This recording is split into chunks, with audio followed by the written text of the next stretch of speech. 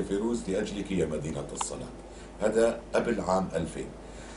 بالعرض ال 17 أو 18 استشهد الطفل محمد الدرة، بدأت الانتفاضة.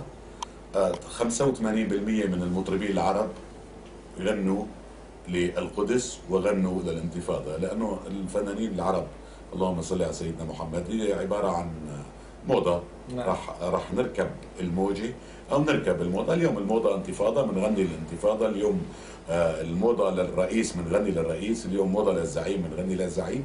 فيعني 95% من المطربين العرب ما حدا غنى للقضية الفلسطينية اللي هي قضية العرب الأولى اللي ما لازم تنحاز البوصلة لجهة ثانية فيها.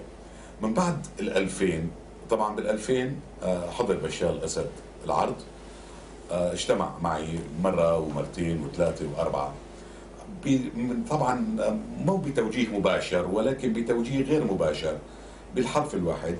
بالنهاية اجى بعبارة صريحة انه اترك لي الوضع الداخلي شوي، خلينا نشتغل، لا تنتقدنا داخليا، حاول تعبي لي الشارع السوري بالممانعة والمقاومة والهم القومي.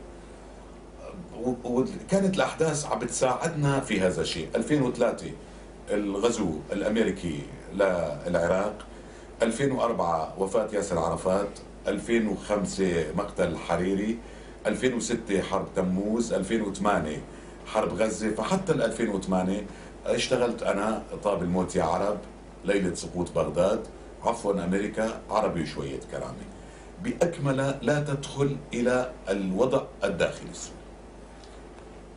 تفضل.